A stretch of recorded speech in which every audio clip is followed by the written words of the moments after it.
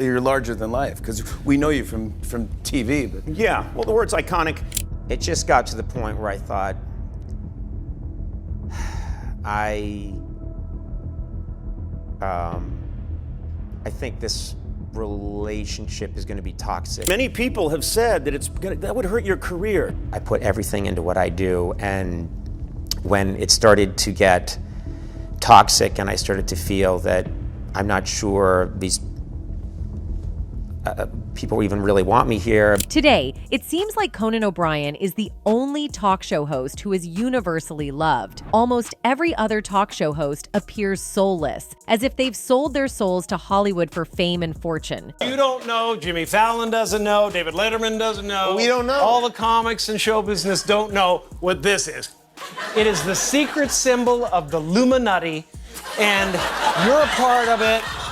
And it is the all-mocking tongue. However, upon first glance, Conan O'Brien might not seem all that different from his peers. He has the same lanky build, the same quick wit, and the same television platform. But during his time on television, Conan has quickly become one of the most well-loved hosts in history. So how did he achieve this? Why does everyone seem to love Conan? And did Conan ever sell his soul to Hollywood?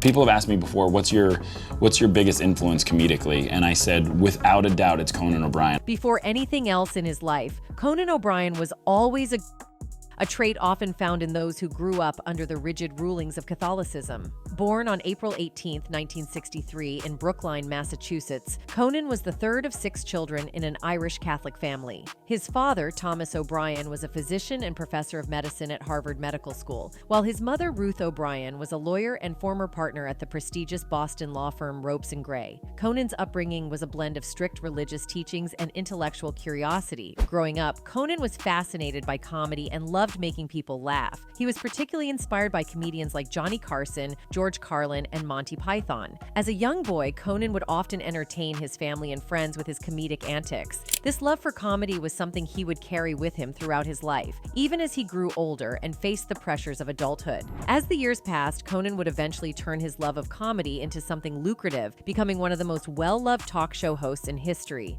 But before he became a household name, Conan was a behind-the-scenes talent. After graduating as valedictorian from Brooklyn High School in 1981, Conan went on to attend Harvard University, where he majored in American history and literature. While at Harvard, Conan honed his comedic writing skills as a writer for the Harvard Lampoon, a humor magazine known for producing some of the most successful comedy writers in the industry. Conan's time at Harvard was pivotal in shaping his career. He quickly became known for his sharp wit and unique comedic voice, which caught the attention of industry professionals. After graduating from Harvard in 1985, Conan moved to Los Angeles to pursue a career in television writing. His first big break came in 1988 when he was hired as a writer for Saturday Night Live, SNL. During his time at SNL, Conan wrote several memorable sketches, including the famous Mr. Short-Term Memory and The Girl Watchers, which featured Tom Hanks. Conan's success at SNL eventually led to an opportunity to work on The Simpsons, one of the most iconic television shows in history. Between 1991 and 1993, Conan served as a writer and producer for the show, penning several classic episodes including Marge vs. the Monorail and Homer Goes to College. Conan's work on The Simpsons was groundbreaking. He took a show about a suburban family with seemingly ordinary problems and transformed it into a cultural phenomenon that continues to resonate with audiences today. Despite his success as a writer, Conan remained relatively unknown to the public. That all changed in 1993 when NBC chose him as the successor to David Letterman on Late Night with Conan O'Brien. The decision to hire Conan as the new host of Late Night was met with skepticism. Conan was an unknown figure to most viewers, and many questioned whether he had the charisma and presence to succeed in front of the camera. When Conan first appeared on screen with his sidekick and fellow writer Andy Richter, many people wrote him off, describing him as awkward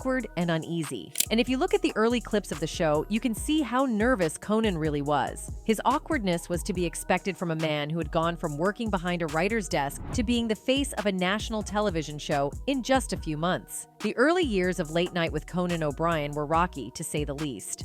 I'm not funny, huh?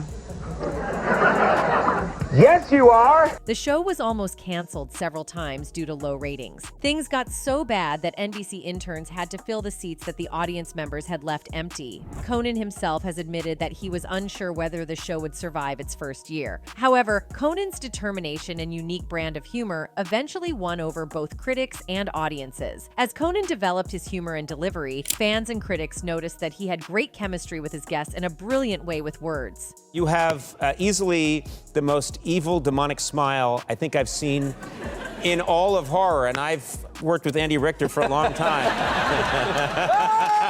There it is. Raised by a professor father and lawyer mother, it only makes sense that Conan graduated from Harvard University, where he honed his comedic writing skills. Conan's intelligence often shines through his comedy in the form of quick wit, well-set-up jokes, and the way he handles different situations. Conan's style of comedy is distinct and has played a significant role in his success. He combines absurdist humor with self-deprecation, often making himself the butt of the joke. This approach endears him to his audience, as it shows that he doesn't take himself too seriously. Conan's willingness to be vulnerable on camera sets him apart from other late-night hosts who often rely on snarky or cynical humor. One of Conan's signature segments is Clueless Gamer, where he plays video games with celebrity guests, despite having little to no experience with gaming. The segment is a perfect example of Conan's ability to make fun of himself while still engaging his audience. His interactions with guests are genuine and unscripted, allowing for spontaneous and often hilarious moments. Unlike many talk show hosts, Conan O'Brien seems to be genuine both on and off stage. As in any office,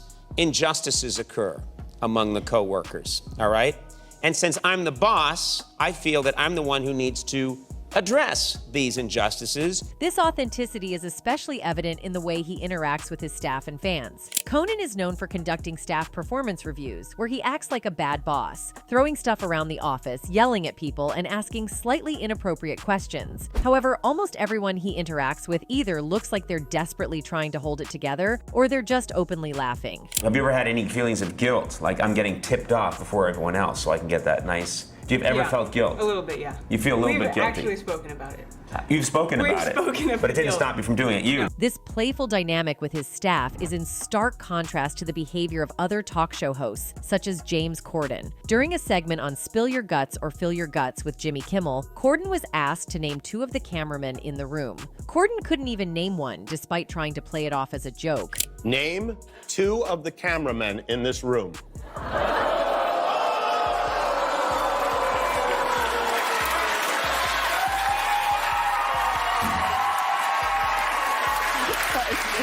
That is a great question.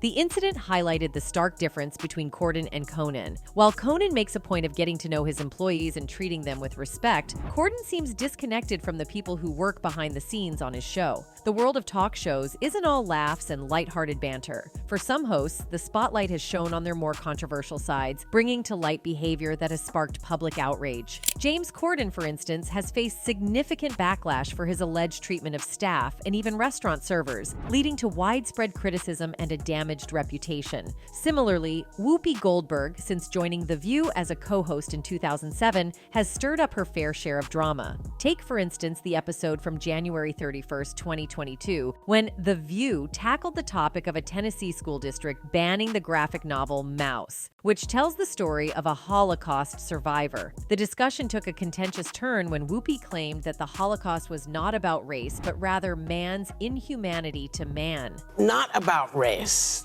It's not about race. What is it about? Because it's about man's inhumanity to man. This view sparked a significant backlash. Co-host Ana Navarro countered by saying it was actually about white supremacy, highlighting the genocide's focus on Jews and Gypsies. Whoopi didn't back down, arguing that it was a conflict between two groups of white people. Joy Behar also pointed out that the Nazis specifically categorized Jews as a separate race. Leora Rez, from the watchdog group Stop Antisemitism, called Whoopi's comments reprehensible. The fallout from her statements was considerable. Whoopi faced widespread criticism, and the backlash led to her being suspended from The View for 2 weeks. ABC News President Kim Godwin even made a statement saying, "While Whoopi has apologized, I've asked her to take time to reflect and learn about the impact of her comments." This morning, ABC News suspending Whoopi Goldberg for 2 weeks in response to her inflammatory remarks about the Holocaust. This wasn't the only controversy surrounding Whoopi. In one particularly awkward episode, she unexpectedly asked co-host Alyssa Farah Griffin if she was pregnant. Alyssa, who was the former White House Director of Strategic Communications, was clearly taken aback and exclaimed, "No, oh my God." This led to chaos on the set, with the audience reacting loudly and her fellow co-hosts questioning Whoopi's judgment by asking, "Why would you say that? This is so wrong. Whoopi is a mess," an outraged viewer posted on X. Even if she were pregnant, she would have forced her to announce with that question. She could ask during break or before the start of the show. Such a disgusting behavior. No! Oh my God! You can't say that when my mother-in-law is here, who's been dying for me to get pregnant. Why would you say that? And then there's the issue of blackface. Back in 1993, when Whoopi was dating actor Ted Danson, he appeared in blackface at her Friars Club roast. Many attendees were offended and walked out. And although this incident happened long before her time on The View, her response to discussions on blackface has often been seen as less than condemning. While Ted Danson and Whoopi Goldberg were dating, he was part of a roast for Whoopi and thought it was a good idea to dress up in blackface. Whoopi also stirred up controversy with her comments on domestic violence. In 2014, after NFL player Ray Rice was caught on camera in a domestic abuse incident, Whoopi's take was quite contentious. She said on the show, "Don't be surprised if you hit a man, he hits you back," a stance that sparked criticism from both viewers and co-hosts. So don't be surprised if you hit a man and he hits you back, who's 4'3", and you decide to hit a guy who's 6 foot tall,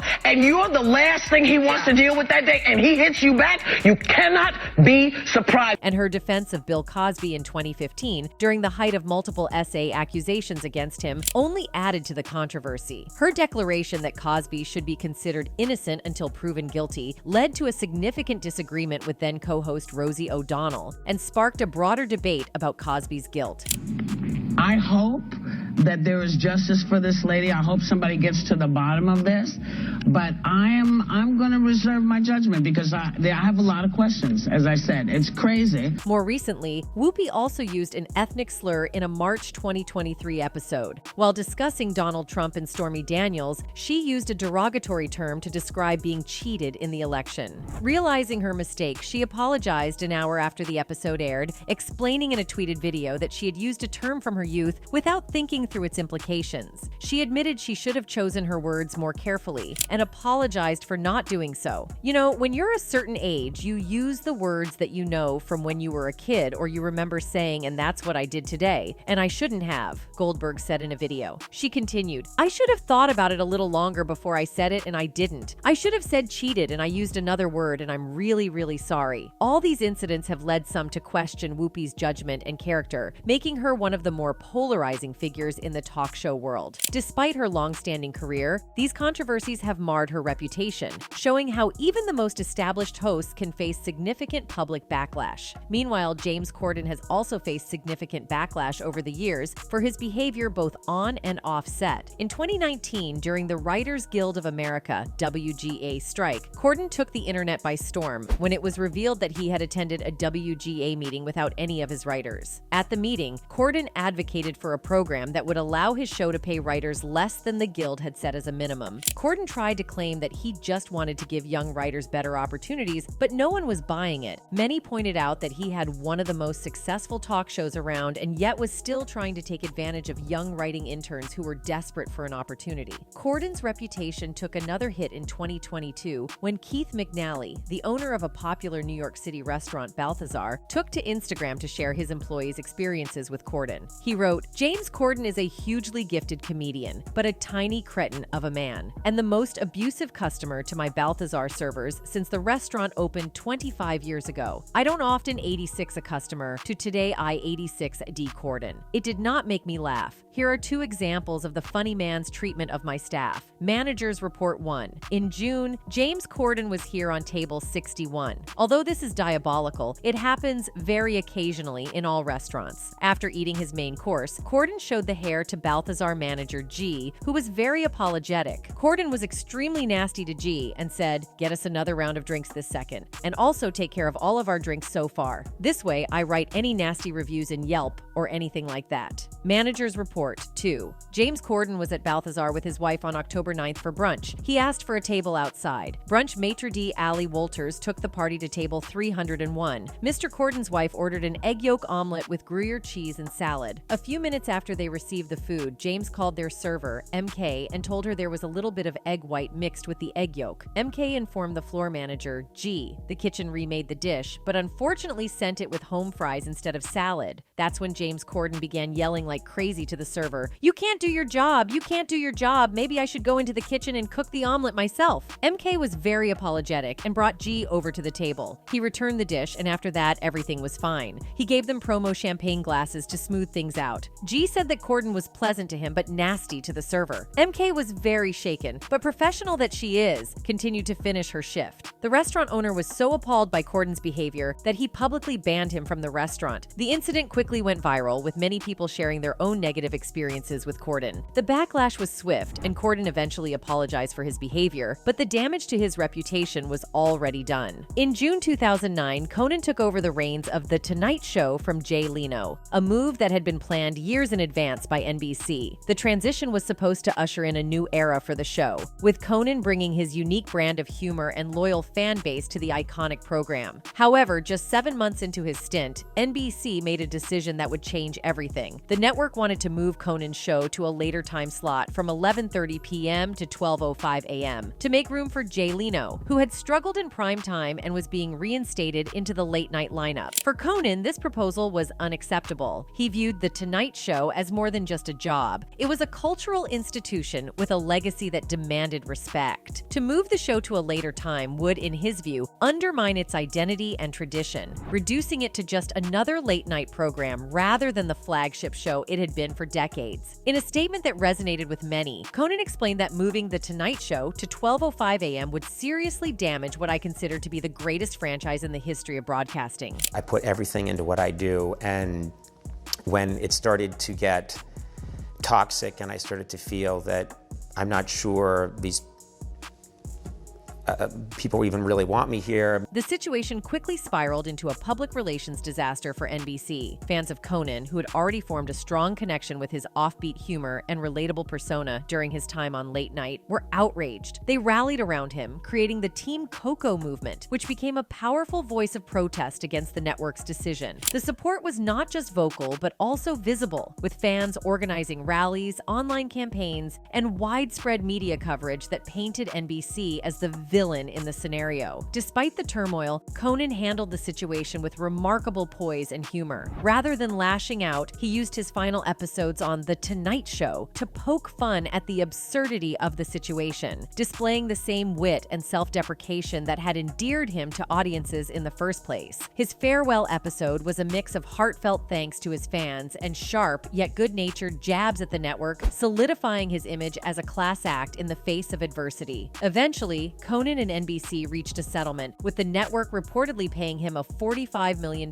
severance package. The deal also included provisions for his staff, ensuring that they too were compensated for the abrupt end to their tenure. Conan's exit from The Tonight Show could have been a career-ending moment, but instead it became a testament to his integrity and the deep bond he shared with his audience. After his departure from NBC, Conan wasn't sure what he wanted to do next. However, in 2010, Conan announced that he would be starting a new show on TBS, aptly titled Conan. The show debuted in November 2010 and quickly became a hit. Conan's return to television was met with enthusiasm from fans and critics alike, who were eager to see him back on the air. Conan ran for over a decade on TBS, with Conan continuing to deliver his unique brand of humor to a dedicated fan base. During this time, Conan also embraced digital platforms, launching a successful podcast called Conan O'Brien Needs a Friend and creating content for YouTube and social media. These ventures allowed Conan to connect with a new generation of fans and expand his influence beyond traditional television. As of now, Conan O'Brien has stepped back from hosting a nightly talk show, but his impact on the world of comedy and late-night television is undeniable. Conan's career is a testament to the power of authenticity, humor, and perseverance. While other talk show hosts have come and gone, Conan has remained a beloved figure, not just because of his comedic talent, but because of his genuine connection with his audience. In an industry often criticized for being superficial and cutthroat, Conan O'Brien has managed to stay true to himself. He has never shied away from being vulnerable